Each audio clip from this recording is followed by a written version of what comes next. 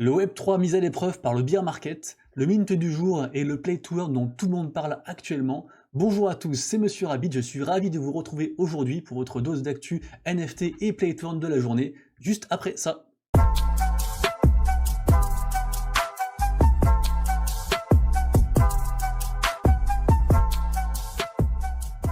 Et on commence tout de suite par un article paru sur le journalducoin.com, article qui traite du Web3 face au bear market, si on pense qu'on est dans un bear market, ce qui n'est pas mon cas. Mais en tout cas, voilà, article très intéressant qui relate un petit peu l'historique de comment on en est arrivé là, avec les prix, hein, il y a eu un board ape qui est descendu sous les 200 000 $.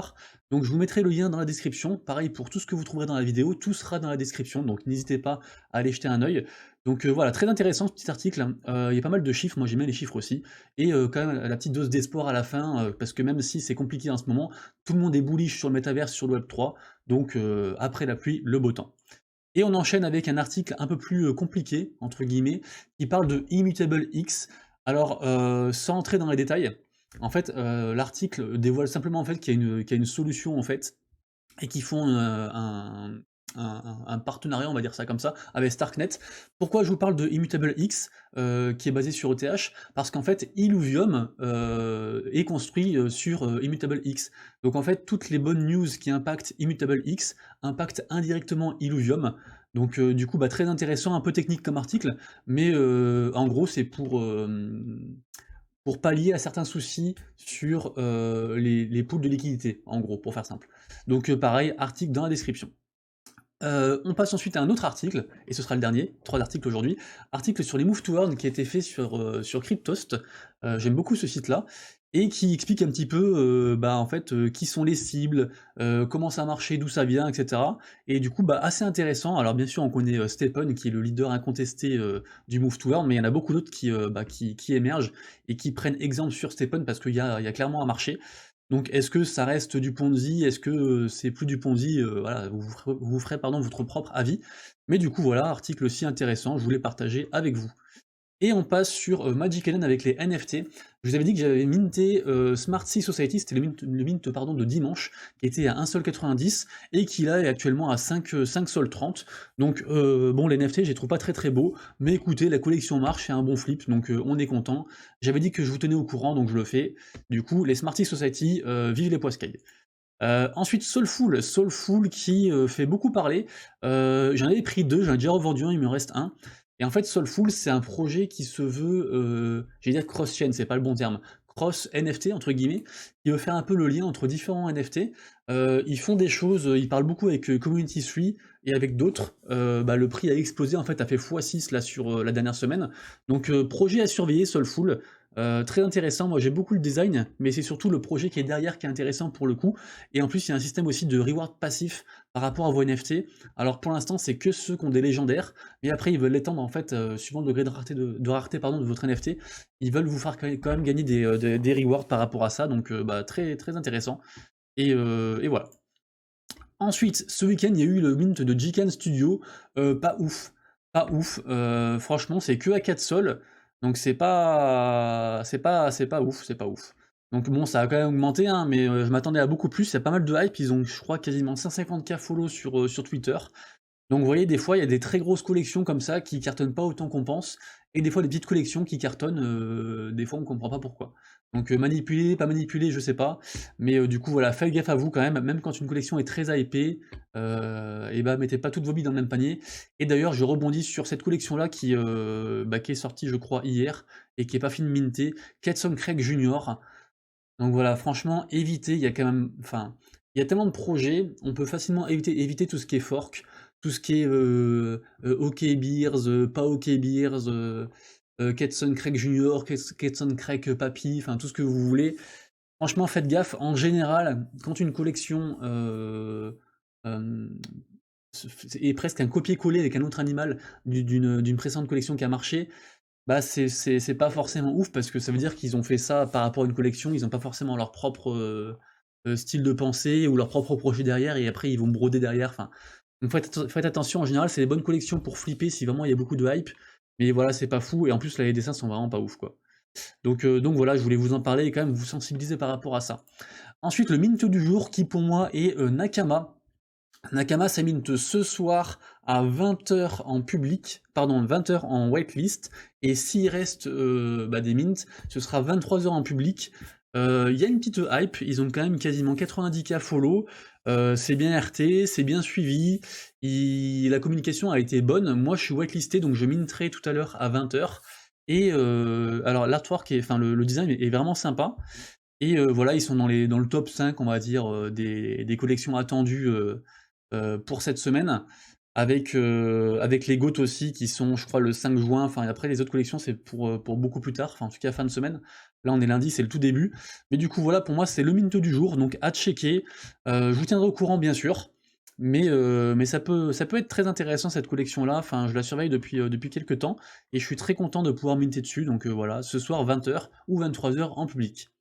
Ensuite, on passe à une autre petite collection qui s'appelle Looties. Eux, ils mintent demain, je crois, si je dis pas de bêtises. Et c'est un petit projet, ouais, c'est ça, c'est demain. C'est un petit projet de lootbot, de lootbox, où vous pourrez en fait looter des box. C'est ça, le projet parle de lui-même. Donc à surveiller, je l'ai pas trop dig, mais voilà, ça me paraissait intéressant. Il y a une petite hype. C'est suivi quand même par 2-3 qui peuvent un peu manipuler le marché, ou en tout cas driver des communautés sur certains projets Solana. Donc lootbox, voilà, si vous voulez vous renseigner, pareil, hein, moi je minerai pas dessus, mais voilà, je vous en parle quand même, lien dans la description également. Ensuite, Na'Vi, pareil, petit projet aussi, qui a un petit peu de hype, un peu pareil que Loot, hein. Ça mint demain ou après-demain, ça mint demain pour ce projet-là. J'aime beaucoup le design, je minterai peut-être, je vais surveiller, je suis pas whitelisté, mais je vais surveiller, et si je vois que ça prend bien, je me joindrai au mint, et je minterai un. Franchement, j'aime beaucoup. J'aime beaucoup, et la commu a l'air assez engagée, donc plutôt cool. Na'Vi. Également sur Solana, décidément il y a beaucoup de mines sur Solana. Project Genesis, qui a pas mal de hype pour le coup, celui-là aussi. Et celui-ci, ça mint demain aussi également. Donc à surveiller, pareil comme l'autre, je vais checker, et puis si je vois que ça prend bien, je minterai en public. Je ne suis pas non plus whitelisté, c'est très compliqué d'être whitelisté sur tous les projets tellement il y en a qui sortent. En ce moment, les 3 cartes sortent sur Solana parce que Solana c'est le blockchain qui explose avec la NFT. Donc à surveiller. Je suis pas trop fan, moi si j'y vais dessus c'est juste pour un flip. Mais voilà, je pense qu'il y a moyen de faire un petit x2 assez easy.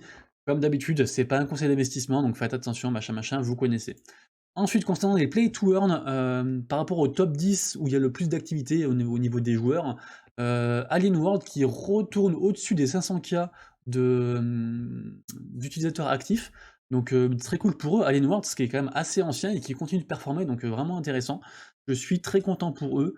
Il y a d'autres petits trucs, Mining Network, je me suis renseigné, c'est pas ouf, c'est un peu bizarre, c'est un peu niche. Ils sont 4ème, mais franchement c'est très bizarre. Je suis pas fan du truc. Upland ça marche bien, et Mobox aussi. Ensuite, on passe sur CryptoBlades, le play to earn qui fait son petit bonhomme de chemin. Ça marche bien, CryptoBlades, hein. Franchement, ils ont une bonne commu, la commu est très engagée. C'est cross-chain, hein, c'est sur Polygon, sur la BNB, enfin il y a pas mal de blockchains qui sont compatibles. Je me suis pas trop intéressé dessus, mais je le vois souvent, je le vois régulièrement en fait, dans les tops des play to earn. Là ils ont fait leur entrée dans le top 5 je crois de cette semaine, des choses comme ça. Donc assez intéressant, pareil, renseignez-vous, bon c'est un petit jeu, c'est une petite appli, hein, mais apparemment les gens voilà, ils arrivent à générer un petit revenu dessus, enfin un petit complément de revenu. Donc intéressant, CryptoBlades, je crois qu'on en avait parlé, je crois il y a un mois de ça, et apparemment ça marche bien. Donc écoutez, content pour eux. Ensuite, on passe sur Galactic Goons, qui est un mine sur Solana. C'est un play to earn. C'est le 1er juin, si je dis pas de bêtises, le mint. Je sais plus si c'est marqué, mais à vérifier, mais normalement c'est le 1er juin. Bon, le jeu parle de lui-même, hein. C'est un jeu où vous allez faire du mal aux autres. Malheureusement, effectivement, bien sûr. Par contre, les designs sont vraiment très bien, et il y a de la hype dessus. Donc voilà, à voir ce que ça peut donner. Je vais suivre aussi également le 1er juin, du coup, Galactic Goons. Donc NFT et Play to Earn, les deux. Ils font à la fois NFT un peu art, et puis le côté Play to Earn.